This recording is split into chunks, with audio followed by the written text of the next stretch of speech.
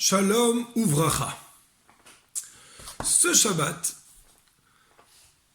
nous aurons la chance d'étudier, de lire, de vivre deux Sédras. Matot, Massé.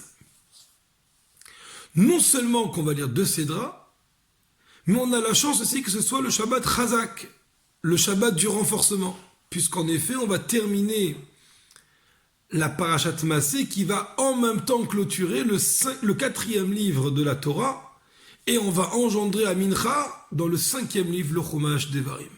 Et donc on va passer du Chumash Bamidbar au Chumash Devarim, du Chumash 4 au Chumash 5. Mais c'est pas que. On a aussi la chance que ce Shabbat soit le Shabbat où on va bénir le mois de Menachem Av. Le mois où Akadosh Baruch Hu, il va faire naître, il va donner naissance à la Neshama du Mashiach le jour du 9 Av. Et d'ailleurs, il s'appelle Menachem Av parce que le Mashiach s'appelle Menachem. Et en même temps, on a l'habitude d'étudier un petit morceau des Pirkei Avot.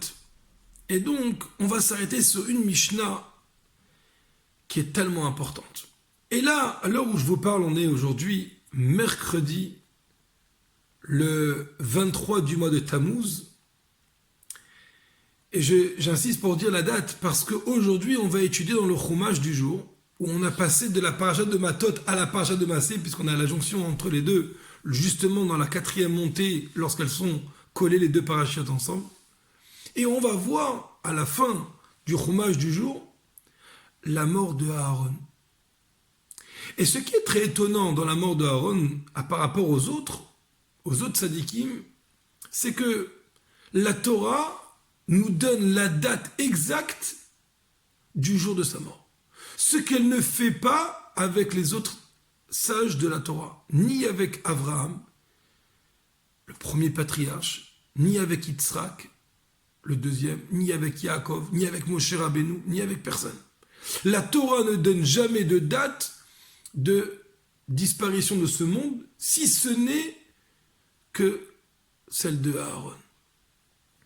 Et puisque nous sommes ce Shabbat le premier Pérec du Pirkei Avot, on va essayer de joindre les deux, puisque la Mishnah, dans notre Pérec, le premier Pérec du Pirkei Avot, elle nous dit « Eve mitalmidav shel Aaron » fait partie des élèves de Aaron, qui était au Ev Shalom, il aimait la paix, Verodev Shalom, il courait après la paix, au Ev et Abriot, il aimait les créatures, ou Mekarvan la Torah, et il est rapproché à la Torah. Aaron, c'est l'emblème même de l'amour pour son prochain. C'est l'emblème même de la Ahavat Israël. Et d'ailleurs, Aaron, qui est la référence des prêtres, la référence des Kohanim, c'est le Kohen Gadol, et vous savez que c'est une condition sine qua non pour qu'un Kohen puisse bénir à la synagogue. Pour faire la Birkat Kohanim, il faut qu'il l'aime. Et d'ailleurs, il le dit dans la bénédiction des Kohanim, Asher Kideshanu Bikdushato Shel Aaron, qui nous a sanctifiés par la sanctification de Aaron, Levarech et Amo Israël, Be'ahava, de bénir son peuple Israël par l'amour, avec l'amour. Et donc ça, c'est une condition sine qua non. La référence même de l'amour, c'est Aaron, à Cohen, et comme on va essayer de le développer, c'est même encore plus que Abraham, alors que Abraham, il s'appelle Abraham ou Havaï, Abraham mon bien-aimé. Abraham, c'est le chesed, Abraham, c'est la bonté, Abraham, c'est l'amour, Abraham, c'est... Eh ben, Aaron, quelque part, il dépasse même Abraham Avinu, comme on va le développer tout de suite dans cette vidéo. La particularité de Aaron est écrit aussi clairement dans la Torah. Lorsque Aaron a quitté ce monde, la Torah va dire Vaïru kol haeda ki gava Aaron vaïvku et Aaron shloshim yom kol bet Israël. Et ils ont vu l'assemblée qu'Aaron il avait quitté ce monde, et ils ont pleuré à Aaron 30 jours, tous les enfants d'Israël, toute la maison d'Israël. Ce mot « toute la maison d'Israël » n'est pas écrit chez les autres, même pas chez Moshe Rabbeinu, où là-bas il est écrit Et ils ont pleuré la maison d'Israël, les enfants d'Israël, mais pas tout la maison d'Israël. Et pourquoi, Chachamim nous explique pourquoi tout? Pour nous dire que tous les Bnei Israël étaient peinés par la disparition de Aaron à Cohen, parce que justement c'est lui qui arrivait à réconcilier, à créer de la Ahavat Israël entre les uns et les autres. Ça, c'était Aaron à Cohen. Ensuite, il est écrit dans la Torah, Vaishma Aknaani. Et il a entendu le Knaanéen. Chachamim nous explique, Shama Shemet Aaron Venistalku Anane Kavod. Il a entendu qu'il est mort à Aaron et que les nuées qui protégeaient les Bnei Israël avaient disparu.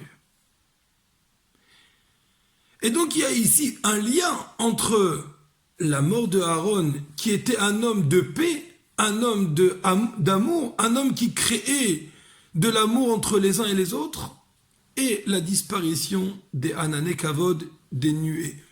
En effet, il y avait 3 éléments essentiels dans le désert, lorsque les Bnei Israël ont passé les 40 ans dans le désert.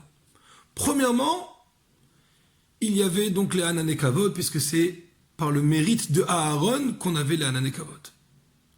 Il y avait notamment l'eau, qui était par le mérite de Myriam, et enfin on avait la manne, le pain du ciel, qui était par le mérite de Moshe Rabbeinu.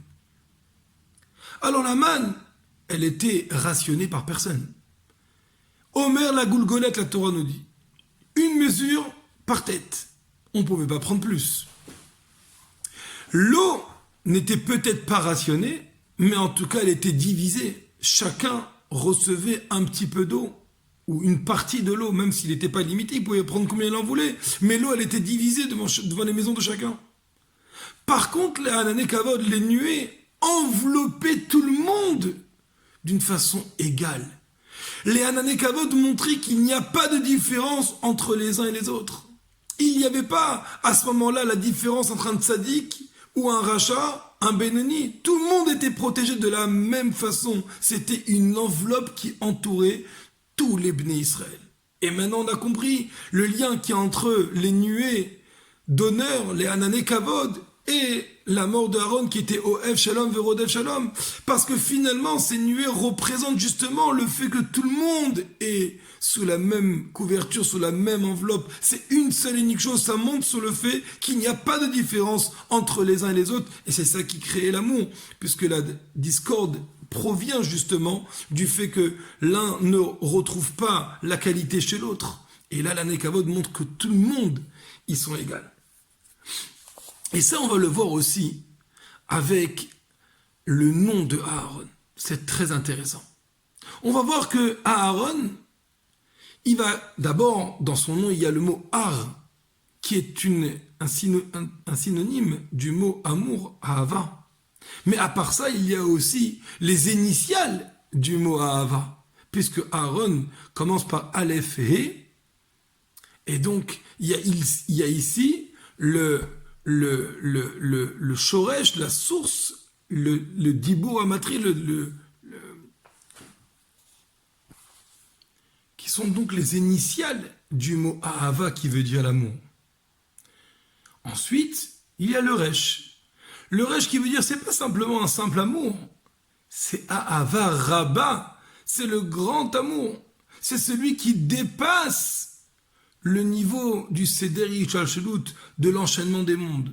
Et justement, c'est ce que je vous disais en début de la vidéo, pas comme Avraham Avinu, qui est aussi vrai qu'il était avec un amour extraordinaire, mais ça reste quand même assez limité, parce qu'il était dans le Seder Yishalshelut, dans l'enchaînement, dans une certaine logique. Aaron, il dépassait complètement toute logique, il était au-dessus du Seder Yishalshelut.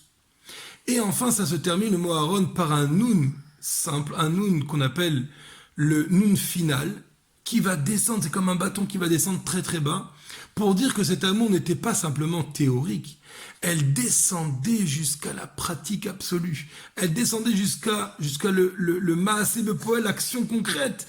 Ça, c'est Aaron. Et d'ailleurs, ce qui est intéressant, c'est que quand on voit Aaron, où on avait dit que le mot Ar, il veut dire l'amour, ça commence par un Aleph.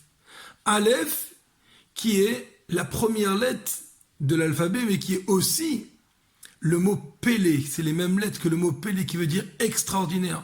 Pour dire vraiment que l'amour de Aaron, c'est un amour débordant de toute limite. Ça, c'est la force de Aaron.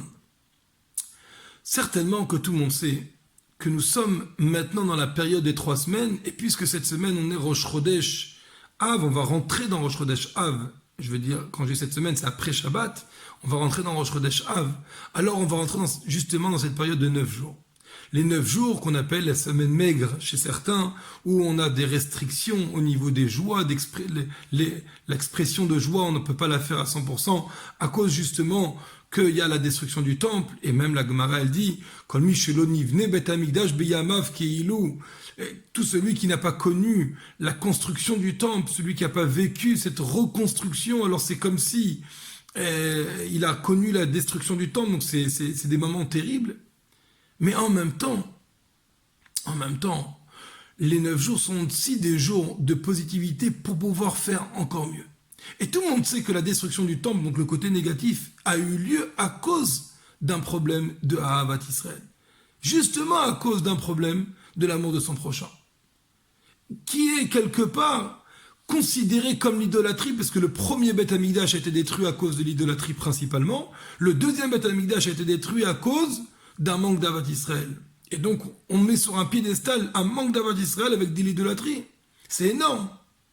Et donc, bien sûr, tout le monde sait que pour pouvoir reconstruire le Beth Amikdash, pour participer à son dévoilement et à sa reconstruction, c'est en se renforçant dans l'amour gratuit, dans la Ahavat Rinam. L'amour gratuit, il a été détruit par Sinat Rinam, par la haine gratuite, il sera reconstruit par l'amour gratuit. Alors jusqu'à, il n'y a pas si longtemps, on renforçait, le Rabbi a lancé le Miftza Ahavat Israël, exprès pour approcher la Géoula, la délivrance, avec Mashiach Tzidkenu, et la reconstruction du temple. Et donc il fallait se renforcer dans l'Ahavat Israël. Je parle au passé, parce qu'à l'époque, c'était une certaine sorte d'Ahavat Israël, mais là on a dépassé complètement cette force. Parce qu'aujourd'hui, nous sommes dans une époque où la Ahavat Israël doit être prouvée, pas pour réparer la raison même pourquoi on est en galoute. Pourquoi on n'a pas besoin? Parce qu'aujourd'hui, on est déjà réparé la raison pourquoi nous sommes en galoute. Ça y est, ça a été réparé. Ce sont les mots du Rabbi. Et aujourd'hui, on doit avoir encore plus d'Ahavat Israël, parce qu'aujourd'hui, c'est plus une réparation, mais aujourd'hui, on est en train de commencer à vivre les temps messianiques, les temps de la Géoula. Bien sûr, vous imaginez bien que quand Mashiach va venir, il va y avoir un débordement d'Ahavat Israël aussi fort que celui de Aaron, peut-être même plus. Et il faut commencer dès maintenant à le vivre. Et donc ça, c'est le renforcement d'Ahavat Israël. Et ça tombe bien avec un Shabbat de Chazak, Shabbat de Chazakash, avec un Shabbat de renforcement. Chazak venit Chazak, Ish etre ou yahazoru ou leachiv yom Chazak, un homme à son ami vont s'aider et il va dire à l'autre Chazak, alors que ce soit immédiatement une Géoula amitit vashlema, qu'on puisse vivre cette Géoula avec la Ahavat Israël absolue qu'entre les uns et les autres, malgré nos différences, et on doit garder nos différences parce qu'on est différents, et c'est Hachem qui a fait que les humains sont différents, mais c'est ça l'amour de son prochain, c'est de savoir le respecter, l'accepter tel qu'il est et non pas tel que je veux qu'il soit, et c'est comme ça qu'on arrive à approcher et à vivre la Géoula, à Amitit Vashlema, et alors le Rabbi va se dévoiler, et on criera, et on proclamera devant lui, Yechi Adonenu, Morenu Verabenu, Melech HaMashiach, Leolam Vaed.